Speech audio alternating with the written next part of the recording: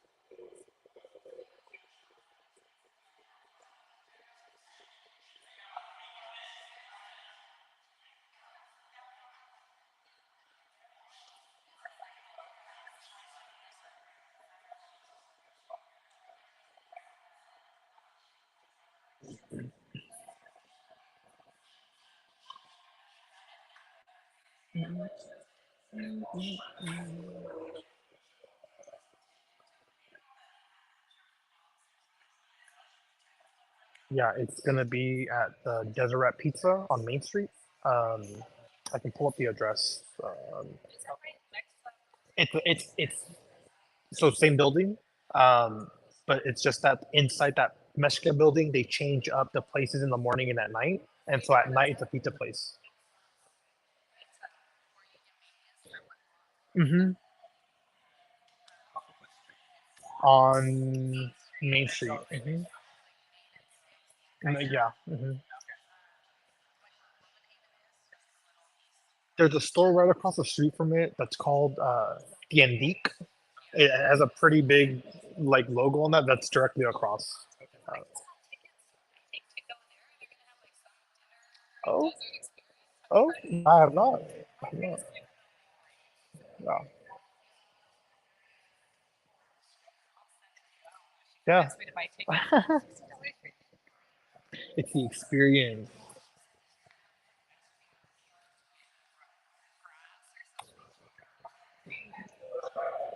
That's what the kids were doing, right?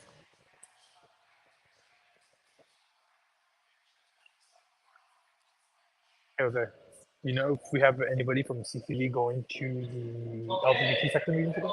Who's it, Melanie? Just to kind of have a head count.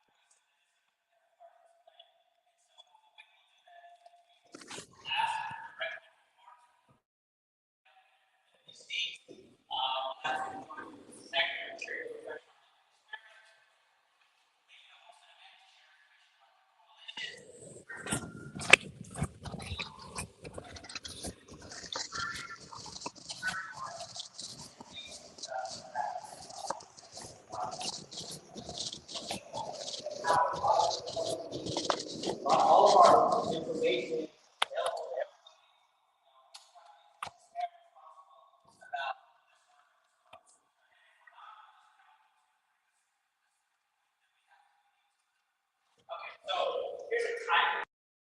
We have coming up. The first one is due December the 31st. That is a regional summary that will be put together around this region. It will include a labor market analysis, an industry cluster analysis, and a SWOT analysis. And I don't know if the RFP out yet or not yet. So there will be an RFP out, and we are looking for somebody to do this work.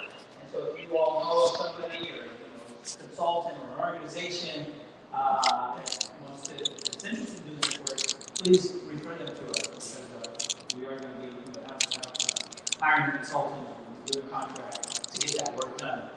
And then phase 2, that's due June 30th of 2024. And I guess at that time is that when we actually identify projects on the June 30th, 2024? Correct, priority projects. Priority projects. So that's going to be part of your work, right? Is to identify priority projects for this area that we want to move forward. And so some people have asked us, so we added this slide, because they've asked us, well, how does this planning relate to me, right? And so we gave them examples, or we were providing examples of, and I think somebody over here, I heard somebody mention about transportation, right? So one of the plans that's out here that we also want to look into is there's a transit plan by the Imperial County Transportation. For some of, especially in these, some of the communities that we've been in, they have teams that participate in Upward Bound, and so it's a competitive application process that includes specific information about the community and its needs. And so that's why this information is so critical for us. Also, you all might have been involved in a local workforce plan, and currently there is a specific plan that's being put together for the southeast corner of the Salton Sea. Right? And so these plans, as well as this plan that we'll be working on, are really critical because a lot of decisions and a lot of funding is made based on what they end up in these plans. Okay, so now we're going to talk to you. And so what we'd like you to do at your table is now we're actually want you to start thinking about projects, that economic development projects for our region that you feel are really critical and important for us to provide, especially to provide employment and especially to address the needs of underinvested communities, vulnerable populations. When the state big message to us is around equity. How do we make sure that whatever you all do, the projects that you bring forward are equitable, right? And there's actually going to be a part 2 that talks about phase 1. I don't know if I might have missed some of that. I don't know if I did. But maybe it'll come up afterwards. But there will be $26.5 million for phase 2 to get projects sort of shovel ready, right? We want to identify projects, economic development projects that would be shovel ready, that the state can help us with, but also that we can leverage other funding, right? And I think collectively, if we come together as a region and say, here's the top 3 or 5 projects that we want in our region, that's how we want to move forward, right? But that'll be work that we'll continue to identify as we move forward. So anyway, likely to take some time now, and y'all can, if you want to read again or whatever, it's fine with us. But really want you to start thinking about any ideas that you have about these huge economic development projects that we should be thinking about in our region. And maybe Imperial, San Diego's doing these conversations as well, so we can just think about Imperial County if we want, and then hopefully there's a combination as a region somehow. But we would definitely want to make sure that we benefit the Imperial County, right? Because a lot of times when we come together with larger urban areas, we're sort of left out, right? And we want to make sure that in this case, that we're not left out, right? And I think as you start thinking about this too, is which sector would this project fall in? You saw the list of 15 different sectors. Because what we found, sometimes people come to these meetings and they go, oh wow, this is the project that really belongs in conversations in this sector over here, right? And then that's okay. Let us know, and we'll have that conversation. If you want to be part of, those conversations, you can. Right. So again, take a few. Probably won't take 20 minutes, but we'll take a few minutes for you all to just. Well, actually, the group is small, right? But you don't really need to break up. So maybe what we'll do is just, if people, we can take notes, and if people, just what ideas do you have for Imperial County when you start thinking about these larger projects? I really do think that we're ready for a 4-year university here, and the reason why I say we lose too many people to San Diego and bigger cities. We lose a workforce that would be so valuable here, and it's because we don't have that option in Imperial Valley, and I do think that we have the population for it. It's too expensive for most of our students here to move to San Diego, but it's not possible for them to have the finances that they need, especially with rent, with housing, food. But if we bring that here, and it'll make it a lot more possible for people to continue their education, and I think like our workforce will just expand. So 4-year university focus on the type of workforce that we need here. Yes. Other thoughts, other projects that you want to make sure? We have part of that is counting on your way with San Diego State is putting in a STEM project out there, and that is going to help. It's got, I think, it provide a lot of training for people that want to get into the lithium industry. We're looking at 3 companies that are going to be coming down here that already are here that are each going to spend around $1 billion on a project over the next 5 to 8 years. But they need educated people that can take these jobs. They're not all going to be IT and electrical engineers. They're still going to need pipe fitters and plant operators and forklift drivers or whatever. But yeah, education is all important. But I hope that we focus on projects or majors that will provide the people that are needed, and we probably don't need any medieval French history majors like that, because you graduate, and a lot of kids are graduating now with a huge debt, and they're going to go to work at McDonald's flipping hamburgers. Not that there's anything wrong with that. We need those people, but their education has to be focused, and I think we need to move towards vocational ed more too. We need the people that can do things and fix things. Other projects? Yes. Well, one of the things that, I make it as a vision of doing it, but one of the things I would mention is like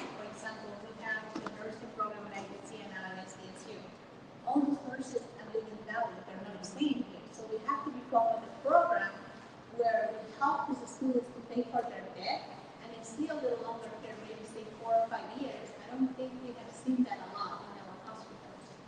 But yes, we're gonna bring the schools, but how we keep these students to stay in healthcare instead of going to the bigger cities, because that's where the job is. So we're doing that with social workers. So we have a partnership with San Diego State University, with the county does. So various departments that have social workers, they have a program that provides stipends that basically pays for their education. So it's $20,000 to $40,000 to help them. And what they do for retention is, so you have 4 years of school, and they can do their work at the same time they're earning their hours, their internship hours, and then you get a commitment from them afterwards, which is nice. So you know that you're going to have someone up to 6 years accounting. Yeah, but Behavioral health and Department of Social Services. So you earn your master's degree in social work. So we just need to piggyback off of that. Yeah, we have to, because we're seeing hospitals getting all these traveler nurses, traveler doctors. Why are we not keeping our nurses in house? I mean, we already have the school, why we don't keep them for 5 years? We're paying all this big money to all these traveler nurses, then we can use them on for back. other projects, ideas? Can you kind of summarize again the amount of available funding for phase 2 is $26.5 million for San Diego Imperial counties? Yeah. So initially, it was going to be on a competitive basis, like all 13 regions had to compete for a large pool of money, right? But the state said, look, in some cases, that's not equitable, right? There's no equity there. So then they decided that we're just going to let every region have $26.5 million. And it's not to actually complete a project, but it's to get a project shovel ready, right? Like, what do you all have to do to actually sort of lift it up to a point where you could leverage other funding or go after more funding, maybe it's state, maybe it's federal funding, I don't know, whatever. But that's what that 26.5 million. So we're still competing up for that money the same. Not for the 26 and a half. Oh, yeah, the 26.5 million is for the region, right? So it will be with San Diego and Imperial County. However, we've had some really good conversations with, the San Diego folks, and they said, look, we know that it's not, like based on population, we know that won't work because you all will get that down, So, and I've got to say that we've had some really good conversations with them about that. I think we'll end up with our fair share, but I think it's also based on the projects that we bring forward, right? I mean, we have these, huge need here. Then hopefully they would say, hey, let's push more money that way because that's a bigger need for us for this region. How did the Southern Border Coalition come about? So it's the state, right? The state put this, it was part of the American Relief Act money and for the federal government for COVID relief. And so then the federal government said, we're gonna let each state figure out how they're gonna use the money. And so California decided to create this CERF, Community Economic Resilience Fund, and they decided we're going to divide you guys into 13 regions, and they decided that San Diego and Imperial County would be the southern border region. That's how it came about. Did I get that right? What about small businesses? I know I had a conversation with a female business owner, and it's actually in the automotive industry that the business actually has, but she asked me, why don't we have more small businesses here that provides more for us to do? For example, so she quoted San Diego, Arizona, and Arizona has similar weather, but still they have a lot of mom and pop shops, small businesses that create an environment that is conducive to, even getting out during the extreme weather when it's extremely warm. So I know that,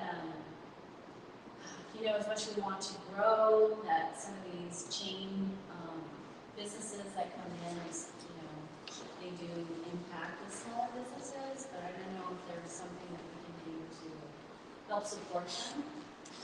Yeah, part of you know this whole CERF is about small businesses. You know, there's a huge focus on that as well. And so actually, the economic development sector meeting is the small businesses as well, right? Are they combined or not? No. So there's the small business one. This one. We have a sector that includes small businesses. But I don't know. And I know we'll have a meeting for that. But I don't remember.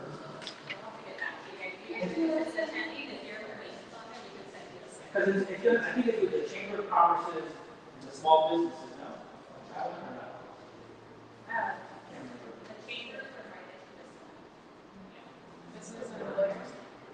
There is a sector. Is that on it? Employers, businesses, There it is. Sorry. Employers, on that. Thank you for that. Yeah, so I know we have. Has that sector already been? No, we're going to have that one the following week, which is at Sunday. So they're rescheduling. Okay. So please, you know, there's links on here where you can stay informed, or we'll make sure you get that information. Yeah, and that was going to take place at the FTCU facility a few months ago, but we'll email you guys to schedule it. Yeah. So originally it was scheduled for next week, but I think because of there's a health and code conference going on, so we thought maybe we didn't want to continue it.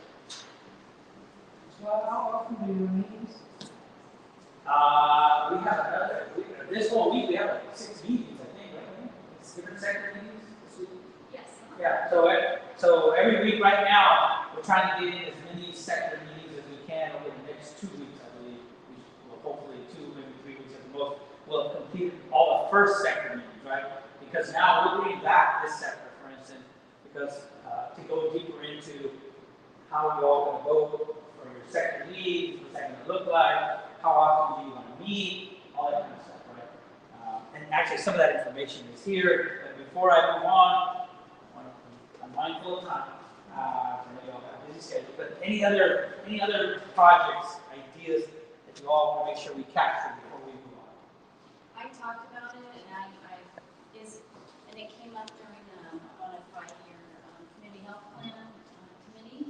And one of the things that came up multiple times was a facility for our humane society and veterinarian services that we lack that. We've had people retire, and we haven't had new veterinarians come in to provide that service, so we have to travel out of town for that.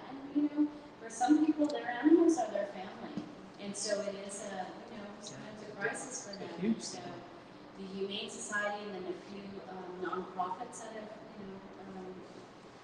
come up over the years, they try to handle what they can, but we're definitely in some dire straits when it comes to that. That's a huge one. So if it can get in there somehow, I think that would be great. Other projects, ideas, thoughts? Megan. I was just going to ask a question. You mentioned that further funding will go mostly towards projects that are ready to be implemented. Then does it make sense that as we're thinking, we should also think about how well developed those projects are? Something that's starting from scratch might be good in the long term, but for this particular project, it should be more ready to go. Yeah, I mean, I think I can't speak for everybody, but maybe it's a hybrid. Maybe there are some, that are going to take a long time, but it's definitely needed, right? Like if you talk about equity in underinvested communities and vulnerable populations and so forth, like, hey, we know it's going to take a while, but we should focus some attention on that, right? And then also, which ones are ready to go right now, because you want to lose funding opportunities, right? Because you don't want to say, well, no, we don't want any money right now because we're not ready. No, we're ready for here's our ready list and here's our future list or whatever. So I think we'll probably end up with both. That kind of reminds me of one area that we've seen a lot of people struggle with. It's just the fact that they might not have grant writers on staff, and those that know how to write grants know how to write for government grants, and others just kind of intimidated decide to kick themselves out of money. So I think somehow find some resources to help build that experience or confidence or having available grant writers to at least explain and interpret applications would help, because we speak our own lingo. We might see something on an application, we know what it is, but we don't know that it's called that. And so then it's just how do we answer that question, we forget about it, move forward, or move on a different path. But also kind of stems to mind a dovetail off here with not putting words in your mouth, but it makes me think of some sort of a pitch fest. At the same time as CERF recognizing and identifies different sector priorities and funding opportunities, then maybe they would go ahead and invite different agencies or folks that want to take the lead on that, or some proposals, or want to have a grant application not scrutinized, but kind of evaluated and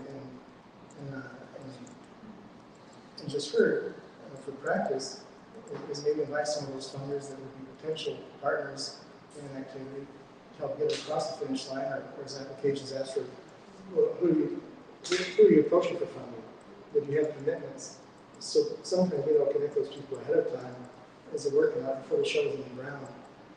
Maybe just help open up some doors for additional funding or for larger gifts. Because otherwise, we'll be sweeping legs and everyone's going to be trying to go for the best sob story as opposed to the best project. Yeah, no, and it's a great point that you bring up. Because Catalyst just hosted a tour here in the Imperial Valley. You're there, Bob. And the funders, that was one of the conversations people were having, right? About the fact that we need that type of support here in the Imperial Valley, and we don't have it, right? And so I know, Bobby, Megan, and I, the three of us have talked a lot about maybe it's this rural funders network, right? And that we could get these, other foundations to support something like that, so we could build that capacity here in the Imperial Valley. I know that there are other mechanisms out there, right? That you can, but I mentioned in a conversation that we had, which was another conversation on the part of the Catalyst as well, where we said, look, here to provide that type of support, it really needs to be somebody from this community that understands these folks, because they're not going to, some of them you tell them, technical assistance, and they go, what? And so, and they don't know the folks, and it's like, I don't really feel that comfortable showing up, and it's over. So I think that it has to be that support we need, but done in a way that's really comfortable, for the folks here in the Imperial Valley. Anything else, maybe? For capacity to support folks with what they need in their vision. Even some kind of peer review as well. It doesn't have to be someone's been with for years. People that understand where you're coming from.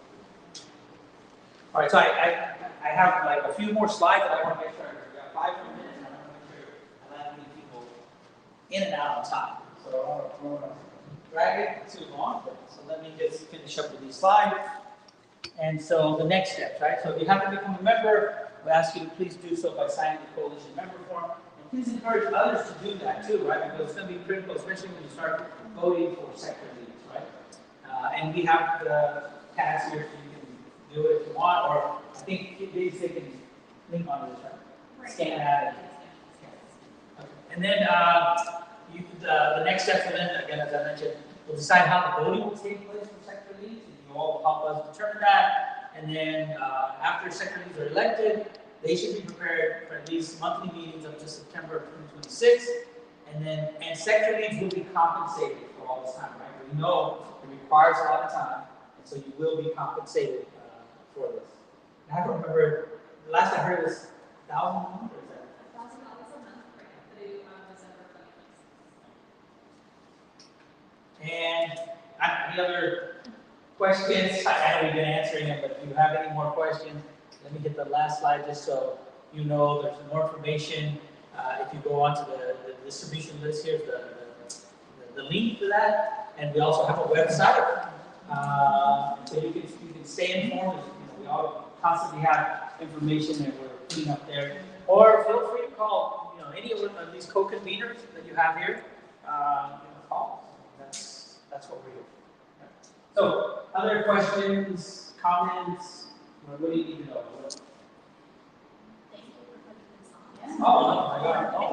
Thank you for coming, and thank you to all the folks here that helped put this on today. I have a question. Do you have projects that maybe have come out of this type of money that in other bigger cities that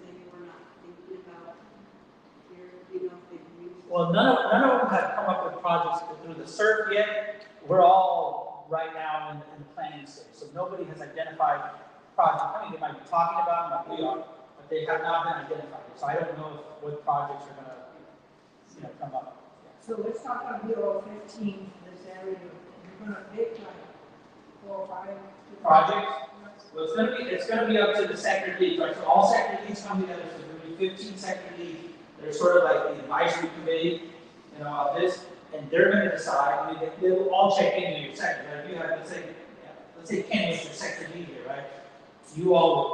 He'd check in with all of you, and when he brings anything forward, he'd have gotten already your approval, your vote to move that project forward. Okay?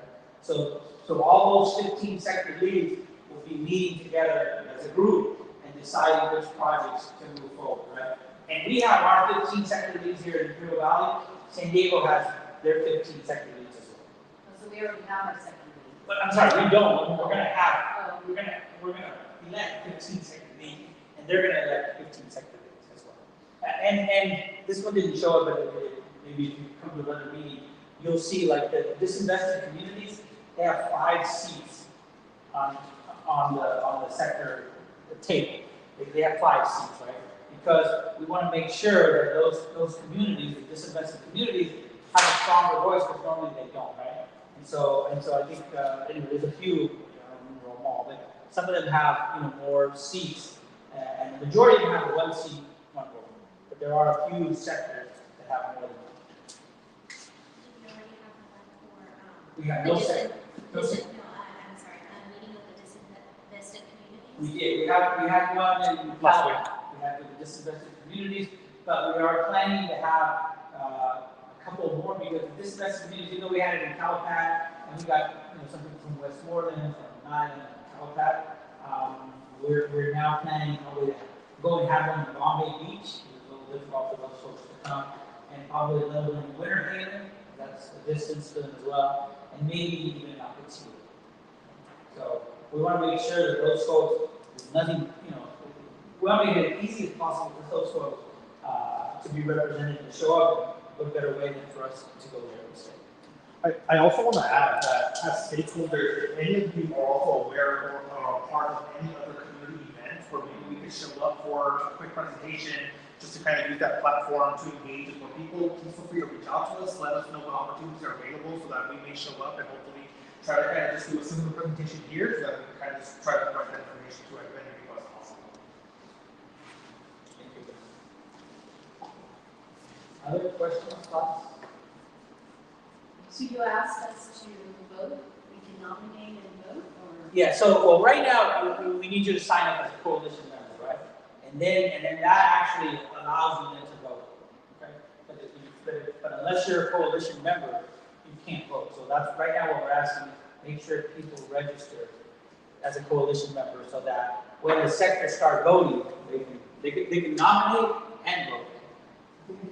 This sector lead nomination form, so if you're interested in being a sector lead, you can self-nominate yourself. And so you can fill this one out, but you do have to be a member first. So we just want to make sure that you're ready for voting, and that's awesome. So we think it might be end of October that we'll be ready for voting to become that sector members. All right, well, it's right at, I'm sorry, 2:02.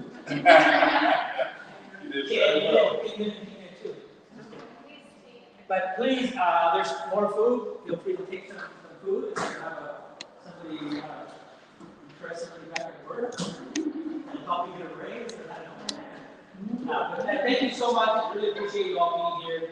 And we'll keep you informed about the next